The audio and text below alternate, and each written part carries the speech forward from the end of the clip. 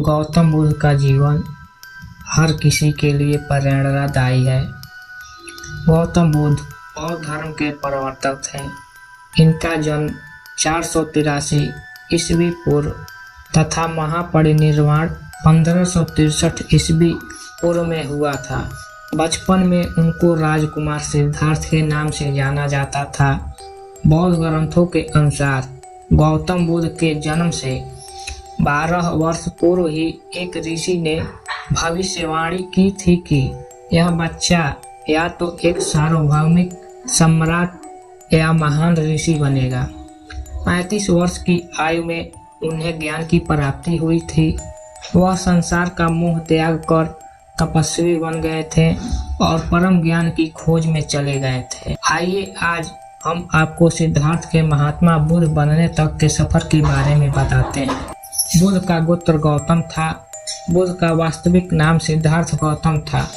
उनका जन्म शाक्य गणराज्य की राजधानी कपिलवस्तु के निकट लुम्बिनी में हुआ था। बुद्ध के जन्म के 7 दिन के भीतर ही उनकी माता का देहांत हो गया था। उनका पालन पोषण उनकी मौसी गौतमी ने किया था।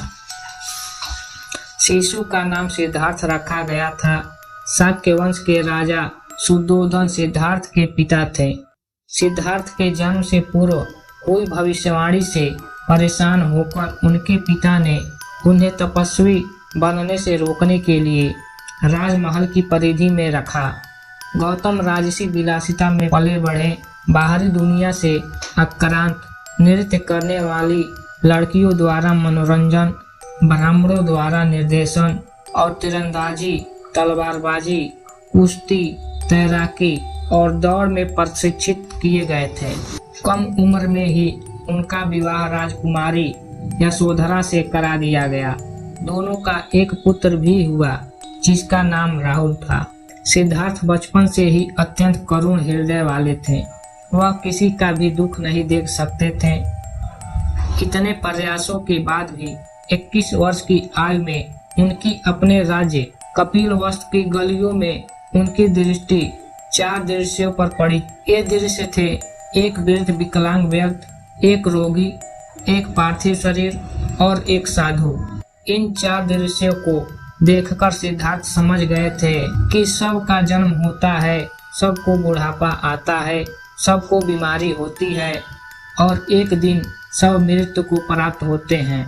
इससे व्यथित होकर उन्होंने अपना धनवान जीवन, अपनी पत्नी, पुत्र एवं राजपाट का त्याग करते हुए साधु का जीवन अपना लिया और जन्म, बुढ़ापा, दर्द, बीमारी और मृत्यु से जुड़े सवालों की खोज में निकल गए। सिद्धार्थ ने अपने प्रश्नों के उत्तर ढूंढने शुरू किए। समुचित ध्यान लगा पाने के बाद भी उन्हें इन प्रश्नों के उत्तर नहीं मिले। फिर उन्होंने तपस्या भी की लेकिन अपने प्रश्नों के उत्तर नहीं मिले।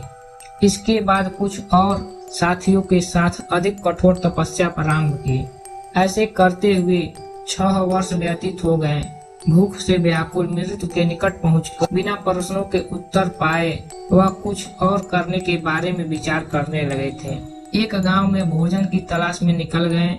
फिर वहां थोड़ा सा भोजन ग्रहण किया। इसके बाद वह कठोर तपस्या छोड़कर एक पीपल के पेड़, जो अब बोधि वृक्ष के नाम से जाना जाता है, के नीचे प्रतिज्ञा करके बैठ गए कि वह सत्य जाने बिना उठेंगे नहीं।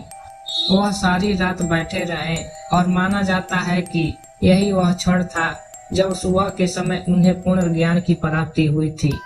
उनकी अविद्या नष्ट हो गई और उन्हें निर्वाण यानी बोधि प्राप्त हुई और वे 35 वर्ष की आयु में बुद्ध बन गए।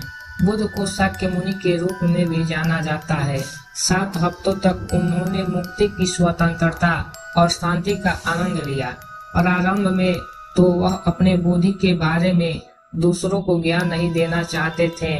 बुद्ध का मानना था कि अधिकांश लोगों को समझाना बहुत ही मुश्किल होगा। उन्होंने अपना पहला धर्मोपदेश उत्तर प्रदेश के वाराणसी के पास सारनाथ में अपने पहले मित्रों को दिया था।